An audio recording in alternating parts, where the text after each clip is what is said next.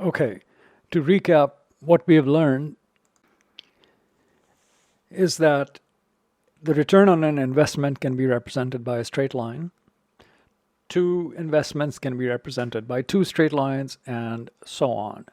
What we're trying to do right now is to find how much to put in each of two investments given that we have a certain amount or lump sum in savings. The investments that we have chosen have interest rates that are fixed.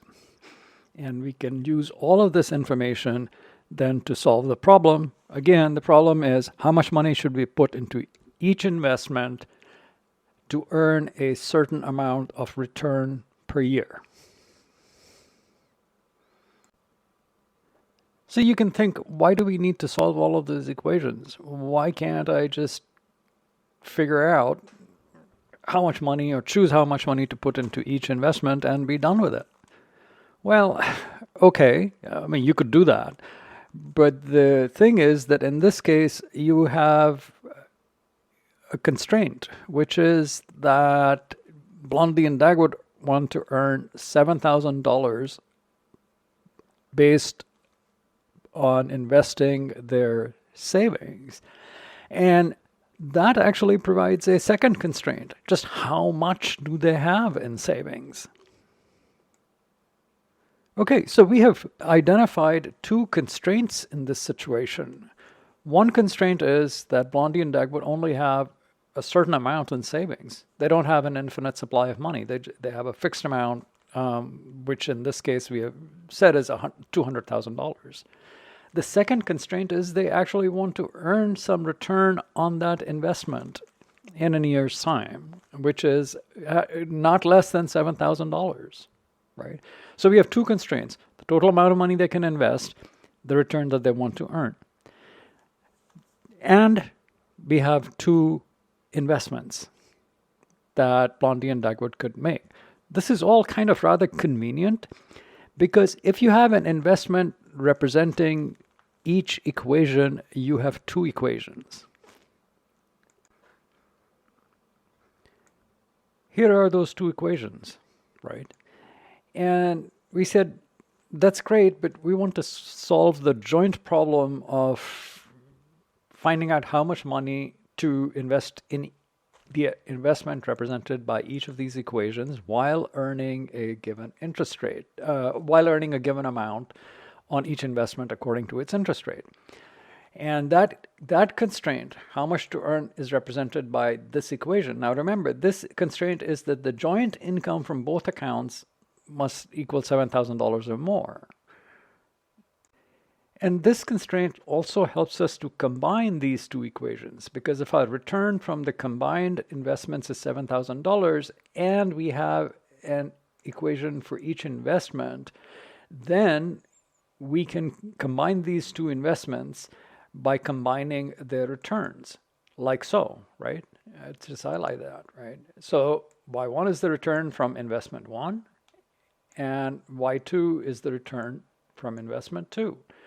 So we have two equations for the two investments. We have combined the information about the two investments to give us this equation here, the one that I've highlighted. And we need to find two things, which is the amount to put investment in investment 1 and the amount to put in investment 2. Well, that's great, but we only have this one equation. If we have two unknowns, we need two equations to solve for those unknowns. This comes from the mathematics for finding solutions of simultaneous equations. So at $200,000 and a 3% interest rate, we earn $6,000. Well, that's very good, close to the $7,000 limits.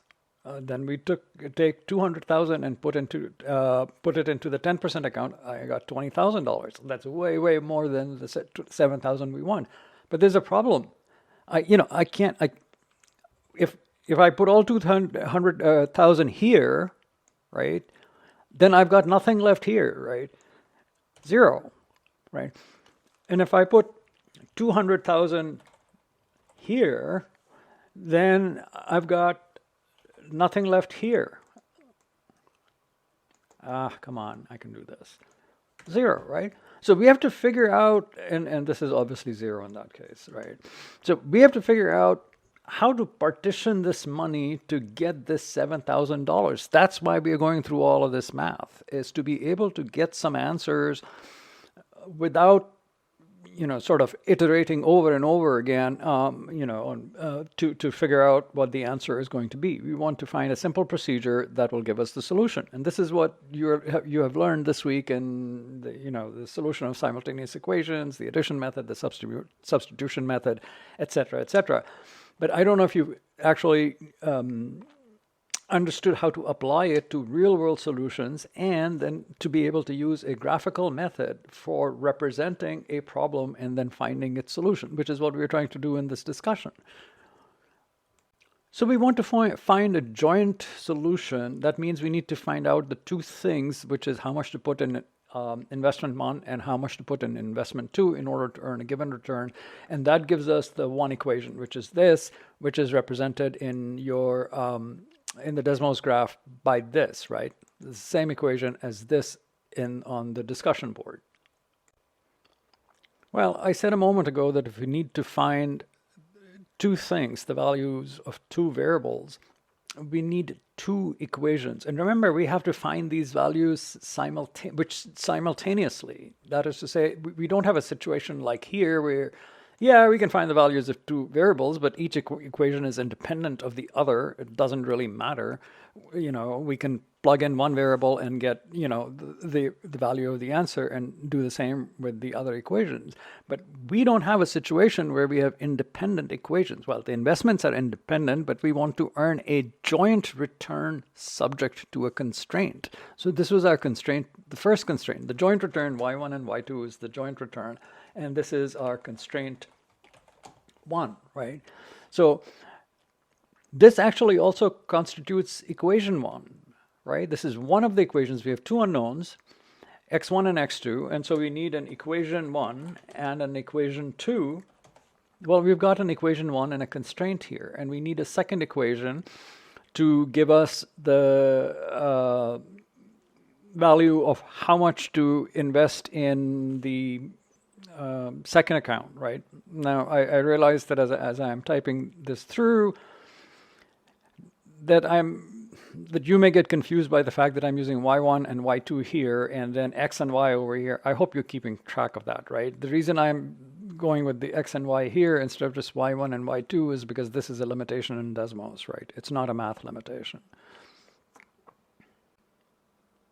So we have one equation combining two variables, and we want to find the values of those two variables, and then this equation also forms a constraint. And all of this is rewritten over here to follow the format in the discussion post and then in Desmos, okay? But we have two unknowns, and so we need a second equation. What is that second equation going to be? It's a pretty easy one. Can you tell me what it is?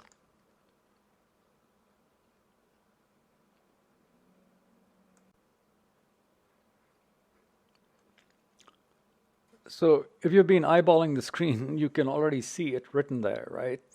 And you also know, we talked about this a little bit earlier in this video, of what that second constraint is, right? This. Blondie and Dagwood only have 200,000 that they can invest, right? So one of the equations that we got was the constraint on the return, the combined return that they can earn. That formed one constraint. And our second equation and our second constraint is formed by how much they have available to invest. So they have 200,000 that they can put into investment 1 and investment 2, right? Okay, this is also the point where I made a mistake, which is, well, one of the mistakes was I did the subtraction here incorrectly in one of those equations, and the second one is the answer is couched in terms of the investment from a total of $100,000. So let's just go back and clean up. Apologies for this.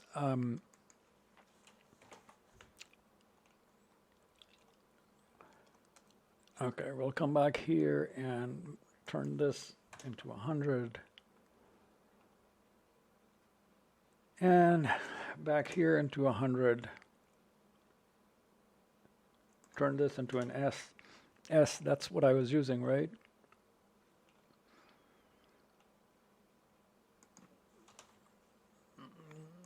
Tedious, you can skip past this in the video.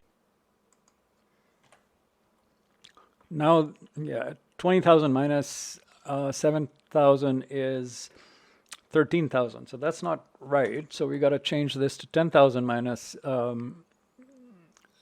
7,000 because of using 100,000 here. And this is correct now. This answer is correct. And then I'm going to change this, obviously, to make a correction over here. And then this is what it's going to look like. So now we are all correct everywhere, right?